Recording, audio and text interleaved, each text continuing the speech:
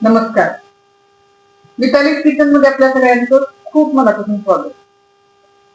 उन्हाळ्यात आपण नाचणीचे अनेक पदार्थ करतो, पण काय ना, नाचणीचं पीठ वापरून त्याचे पदार्थ करण्यापेक्षा नाचणीचं सत्व वापरून पदार्थ केले तर त्याची पौष्टिकता आणखीन वाढते आणि ते पचायलाही हलके होतात. म्हणूनच बाळांनाही आपण नाचणी सत्व देतो. हे बाजारात मिळतं, पण आज आपण घरच्या घरी नाचणी सत्व कसं तयार करायचं ते बघणार आहोत. अगदी सोपी पद्धत आहे, चला बघूया. नाचणी सत्व करण्यासाठी नाचणी 2 वाट्या घेतली आहे. ही वजनी 1/2 किलो आहे. यात खडे नाही आहेत. अगदी बारीक बारीक अशा काड्या होत्या, त्या काढून नाचणी स्वच्छ करून घेतली आहे. याचं आपल्याला नाचणी सत्व तयार करायचं आहे. नाचणी सत्व करण्यासाठी नाचणीचं ठराविकच प्रमाण घ्यावं असं काही नाही. तुमच्या गरजेनुसार तुम्ही प्रमाण घेऊ शकता. आपण नाचणीचं पीठ वापरून जे पदार्थ तयार करतो ते सगळे पदार्थ नाचणीचं सत्व वापरून करू शकता. त्याप्रमाणे सगळे पदार्थ नाचणी सत्व वापरून करणार असाल तर किलोच्या प्रमाणातही नाचणी सत्व तयार करून ठेवू शकता. ही नाचणी 3-4 वेळा पाण्याने स्वच्छ धुवून घ्यायची. नाचणी चोळून चोळून अशी स्वच्छ धुवायची. हे बघा, यात असलेला कचरा धूळ वरती आले, हे टाकून द्यायचं. आपण नाचणी सत्व अगदी छोट्या बाळांनाही देतो, त्यामुळे नाचणी अशी 3-4 वेळा पाण्याने स्वच्छ धुवून घ्यायची. नाचणी अगदी स्वच्छ झालेली आहे. आता यामध्ये पाणी घालून ही भिजत ठेवायची आहे.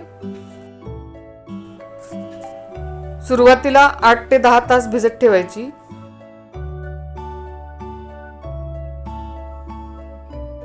नाचणी भिजवून 8-10 तास झालेले आहेत.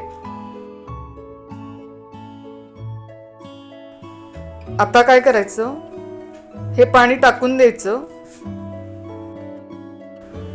पहिलं पाणी मी काढून टाकलंय. आता यामध्ये परत पाणी घालायचं आणि हे परत 8-10 तासांसाठी भिजत ठेवायचं. नाचणी भिजायला थोडासा वेळ लागतो.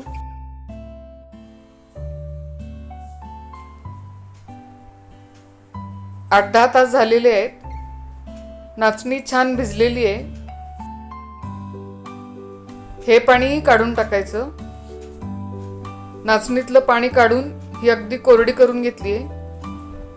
आता ही कॉटनच्या स्वच्छ कापडावर काढून घ्यायची.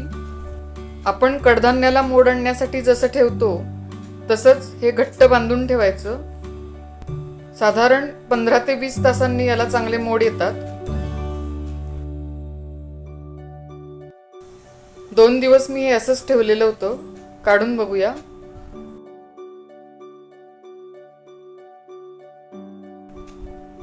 हे बघा, नाचणीला छान मोड आलेले आहेत. नाचणीला असे मोड आले ना की याची पौष्टिकता अजून वाढते. आता काय करायचं, ही मोड आलेली नाचणी कॉटनच्या कपड्यावर पसरवून 2 दिवस सावलीतच चांगली वाळवून घ्यायची. फॅन खाली ठेवली तरी चालेल, पण उन्हात मात्र अजिबात ठेवायची नाही, सावलीतच वाळवायची. इथे एक काळजी घ्यायची, मोड आलेली नाचणी ओलसर राहायला नको, पूर्ण वाळवून घ्यायची. नाहीतर काय होतं, एकतर नाचणी थोडी ओलसर राहिली तर त्याचं अगदी बारीक पीठ होणार नाही आणि ते जास्त दिवस टिकणारही नाही, लगेच खराब होईल. त्यामुळे नाचणी चांगली वाळवूनच नंतर त्याचं पीठ करायचं, म्हणजे ते बरेच दिवस टिकतं. नाचणी छान कोरडी झालेली आहे. याचं पीठ करायचं. हे अगदी कमी आहे, त्यामुळे आज मी हे मिक्सरवरच बारीक करणार आहे. जास्त प्रमाणात असेल तर तुम्ही गिरणीतून दळून आणू शकता. हे बघा, अगदी बारीक पीठ झालेलं आहे. तुम्ही बाळासाठी नाचणी सत्व तयार करत असाल तर हे पीठ चाळून घ्या, म्हणजे अगदी स्मूथ पीठ मिळेल.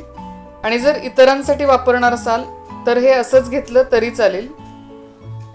घरच्या घरी अगदी सोप्या पद्धतीने अतिशय पौष्टिक असं नाचणी सत्व तयार झालेलं आहे. पुन्हा भेटूया अशाच पौष्टिक रेसिपींसह. तोपर्यंत नमस्कार.